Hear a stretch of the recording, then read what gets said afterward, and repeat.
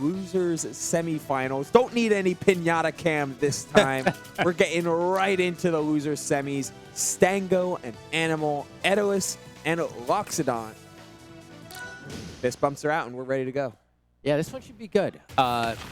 Because I feel pretty good about Stango's ability to keep Animal out in comparison to kind of, I don't know, something about that BBAT set made me feel like, all right, so like, I feel like maybe Stango's a little bit more locked into that type of game plan, that style, that game mode. I mean, so far it's looking good, right? Like, oh, goes for the side throw. I actually kind of like it. So, both sides of that were so good. The idea from Stango to catch the high spring, with the Animal canceling out of it after a pretty long charge. But I'm with you, Flambo. Like, the Stango's keep out game and general control over neutral with Loxodont cannot be understated. But Animal was able to win the first set, even despite this really solid game plan, through use of a very, very potent and long-standing edge guards. Nice. See how well it's able to get to that situation. The icicle's getting called out. 1 forward air and 2. Oh my God, would you let it rip? Yes, sir. That's how you have to do it, right? I mean, especially against a character like... the use of down strong without magma does elude me a bit, but I respect it. Down throw. Doesn't want him to go to the platform. Wow, and then just robs it right from under his nose. That runoff down there, it's not only is it giant, I don't have time. Still pre-patched, so no hitbox adjustments. These, generally speaking, Loxodont normals are ridiculously imposing. But also, you saw the double jump. Like, you saw the double jump ring. Know that a potentially low spring or anything close to the wall is going to come out. Maybe a wall jump there. So, letting that down air rip was what I always say about Stango's like offensive play and advantage play in general. He's a control player that makes high percentage reads and high percentage plays. And that down air, more often than not, you're not really getting punished for it. And if you hit it, you win. Risk reward firmly in your face. Good DI on that second back air from Animal, not allowing Stan to get much more. And I love the retreating forward airs that Stango will do in the corner, right? It'll catch you from under because of the swing, and then also in a pretty safe spot. Oh, that DI got caught sleeping a little bit. And now Stango has full charges of Eruption. He never uses Eruption, but there we go, up strong. That's a good way to do it. Up air. And I like it. Sometimes you just got to take the hit. Yeah, waited very long in order to take that hit, but knew his gaps and knew his rhythm. He tried for the up air there. Instead, Animal missing the combo. Has to air dodge. Wow, that was a perfect trap. It doesn't close down the stock. And you're gone. But the forward strong will cannot fight through that magma with just simple icicles. Oh, nice try. Yeah, sometimes you kind of try to do like an Omtitech-ish type DI on inside B, but if you still have that momentum, you'll get pushed to the right as your side being to the left. Oh, got caught. Careful. Back air. I like the bait. It goes for double up air. I thought he was going to go for up air back air there, but you know what? The punish is still going on here. At this point, I mean, Stango's done a lot of the damage that he's needed on this stock. He can convert this, tries to go for a side B extension, which honestly, pretty good idea there. I think an up air, probably, you know, a little bit more guaranteed, obviously. Maybe not a lot of it guaranteed, but you send him down, you can probably convert into the stock much easier. I respect the attempt. Yeah. Anything like up airs and nairs at this point, they're not really going to put you in exact position if you're just like finding a straight hit mid-screen. But a way to get to the ground, down throw, side B, something of the like. That can certainly help get you to the ground. These invincible back airs a couple times over from Animal. At least giving himself an opportunity to set up an edge guard. Yeah, always that KO percent is locked on. You have to be careful here. Oh, but the get-up attack does hit. If he was able to dash dance around it, that would have been game. Back air, good DI. Back air's even bigger. Covers in a slow fashion wall jump back. Getting Magma back. Only one charge, because that's the only charge you need. Able to scoop low enough and active plenty amount of time that Animal would eventually have to drift into it at that timing. Yeah, it's pretty scuffed because I think Loxodont's ability to edge guard Etalus is actually one of the best in the game. Between just the large disjoint, meatball, and charging Magma, you're able to control a lot of the space that Etalus wants to be in for an extended period of time, and he's on a time limit once he's drifting down. Nice. Ooh, well, a little bit slow on the conversion. Game 3 here on Fire Capital. If the tools fail, setup didn't work, maybe trying to expand, get some consistent platforms. Etalus on this stage is very strong. Nice. For a lot of reasons, one of them being his ability to go off stage and close out stocks very early are kind of independent of Fire Capital's blast zones, which isn't always true for Loxodont, though that backer was not taking any prisoners in these platform layout. Wow, that Magma hits! Hell yeah. And what I love about the way Stango plays the offstage game as well is that he will use Bart without Magma to stall and back air from this position, and then it just kind of forces Animal to a really awkward spot. Look how much damage he's taking here. Even if Stango doesn't get the KO here, it doesn't matter.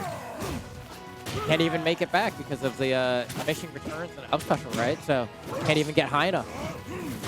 Oh, but just showing Just chokes it. That's a tough one. That's a tough read to make for Stango, for it to happen to Stango. But Animal, if you're going to try and bring this to a game 4, that's absolutely what you needed. A quick ledge hog and a scrappy affair in this final stock, trying to force his way through the back air F tilt. Oh, what a nice hack from Stango, getting to the wall before the spring can come out. Lets the dash attack up strong miss, whiff and miss. 99%. Stango holding center, holding the ledge, trying to get their dash attack to challenge, but the ledge special gets him by. Oh, back air comes down. With the parry. Yeah, Dacus does win the game here. Ooh. Oh, but that's not quite. Yeah, didn't get the hitbox of the Tusk he needed there. So now we have to play this game again, but you can charge it. Yeah, forces him to drift away. Doesn't even get the forward air out. You can see a little bit of spaghetti coming out here from Animal. Really wants this one. And this is a really tough spot for Stango. Oh, but he doesn't spike the side B. Resets the situation. And there it is. Yeah. Animal had all the resources back, and so did Stango, but the full-on call-out after those icicles, jump out icicles, covering all of that space and as a confirmed tool as well. Devastating. Animal on the board. 2-1 set count here. Stango trying to make it into losers finals. Chance to play against Cake. Yeah. Animal trying to do the same thing. See how it goes. Stango this close to winning that last game. The eruption into Tusk conversion is a bit of a tricky one because when optimally used, you want to kind of be in the middle of your opponent so they don't know which way to DI. But if you're coming from one side and going to the other, it makes it a lot more telegraphed to know, oh, I just need to hold away and go to this side, not get KO'd off the top. So a bit of a unlucky break for Stango there. I think he did have that game won in capacity, but try to do it again here. If he gets a chance to play. It can be hard when you don't know the tempo of the Etalus. Look at this. Oh, that was so good. And then you can down air this, and that's going to be the stock. Break it down for me, Flambeau. Let me see your future sight. And Lox is recovering. Oh, God. Oh, no. Some characters can have it scientifically broken down, but sometimes you just can't get away with that, alone as a way to keep yourself safe. The icicles are not going to fight through that axe. Oh, 95%. Down is starting to connect. Animal's starting to play a whole lot faster. Yeah, and Stango doesn't seem to love the momentum happening here. Trying to answer back, double down tilt. That's a Stango classic there. Doesn't try to shield grab it. A little bit slow out of shield, but doesn't matter. Can't get the parry because of that platform, but doesn't matter. Stango gets the conversion. Adakis, no, doesn't even try to go for it.